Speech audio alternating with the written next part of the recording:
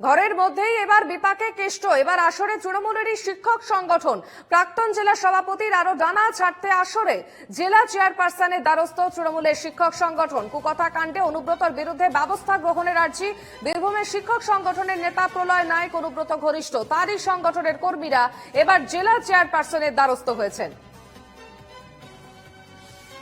আরো বিপাকে পড়েছেন অনুব্রত মণ্ডল। এবার আসরে তৃণমূলেরই শিক্ষক সংগঠন। প্রাক্তন জেলা সভাপতির আরো ডানা ছাড়তে আসরে জেলা চেয়ারপারসনের দ্বারস্থ তৃণমূলের শিক্ষক সংগঠন।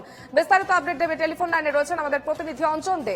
অঞ্জন, জেলা চেয়ারপারসনের দ্বারস্থ হয়েছে তৃণমূলের শিক্ষক সংগঠন, ঠিক কি হয়েছে? অর্পিতা, দেখো, আজকে যেটি দেখা গেল যে বীরভূমের যে তৃণমূল কংগ্রেসের যে মাধ্যমিক শিক্ষক সমিতি রয়েছে, সেই সংগঠনের প্রায় 85 জন সদস্য, তাদের মধ্যে এই সংগঠনের সহসভাপতি তিনিও উপস্থিত ছিলেন।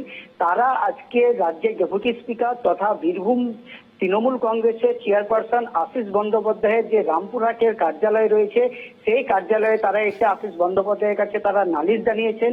তাদের যেটা অভিযোগ যে এই সংগঠনের সভাপতি অভিজিৎ নন্দন, তিনি দীর্ঘদিন ধরে এই সংগঠনের সদস্যদের সঙ্গে কোনো রকম সমন্বয় সাধন করেন না।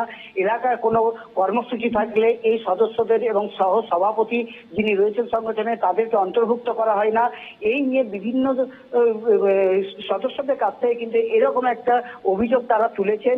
সেই অভিযোগ আজকে তৃণমূল কংগ্রেসের রামপুরহাটের আশিস বন্দ্যোপাধ্যায়ের যে কার্যালয় রয়েছে, সেখানে এসে তারা একটা লিখিত অভিযোগ জমা দিয়েছেন।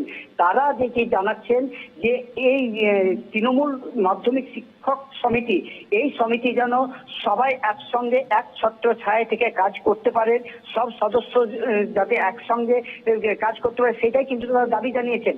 তবে আশিস বন্দ্যোপাধ্যায়, যিনি তৃণমূল কংগ্রেসের বীরভূম জেলা চেয়ারপারসন, তিনি যেটি জানিয়েছেন আগামী 14 জুন সিউড়িতে কোর কমিটির বৈঠক আছে।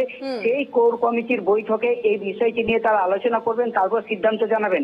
তবে এই অভিযোগ ওঠার পরে আমরা বীরভূমে যেটি প্রচলিত আছে যে অনুব্রত ঘনিষ্ঠ প্রলয় নায়ক, যিনি শিক্ষক নেতা, তার সঙ্গে যোগাযোগ করার চেষ্টা করেছিলাম। তিনি যেটি জানিয়েছেন যে আমি এই মুহূর্তে কোনো বক্তব্য দিতে পারবো না, কোনো মন্তব্য করতে তিনি চাননি, কারণ তার কাছে এখনো পর্যন্ত কোনো অভিযোগ আসেনি।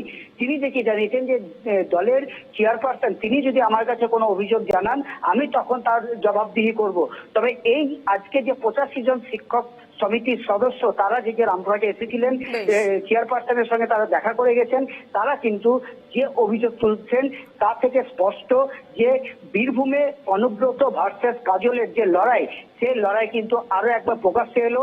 মোট কথা অনুব্রত মণ্ডলের ডানা ছাঁটার আরো একটি উদ্যোগ বলা যেতে পারে, কারণ এর আগে আমরা দেখেছি অনুব্রত মণ্ডলকে জেলা সভাপতি পদ থেকে সরানো হয়েছে। তারপরে তার অডিও ভাইরাল হওয়ার পর তৃণমূল ছাত্র পরিষদের ধন্যবাদ।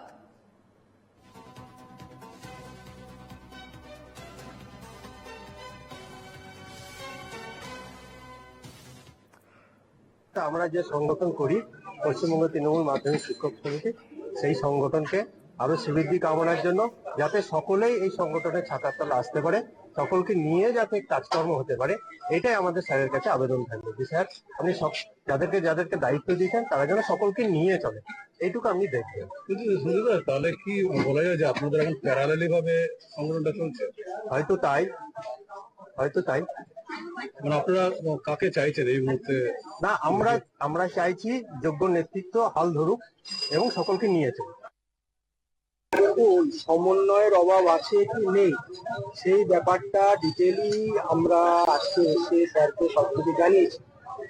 সংগঠন যখন দীর্ঘদিন ধরে দল ক্ষমতায় আসার আগে থেকে আমরা রয়েছি সংগঠনের সাথে, দলের স্বার্থে কাজ করে যাচ্ছি, তখন সেই বর্তমান পরিস্থিতিতে যেন সেই আগের মতনই আমরা সবার সাথে সমন্বয় বজায় রেখে কাজটা, যাতে সাংগঠনিক কাজটা এবং দলীয় নির্দেশ যেগুলো দেবে সেগুলো ঠিকঠাক ভাবে পালন করতে পারি, এবং তার সাথে সাথে আমাদের স্কুলের পঠন পাঠন সংক্রান্ত ব্যাপার সবকিছুর মধ্যে সুসামঞ্জস্য রেখে যাতে পালন করতে পারি, সেই ব্যাপারে যেখানে যেখানে সমস্যা হচ্ছে সবকিছু স্যারকে তুলে ধরলাম এবং লিখিত আমরা দিলাম।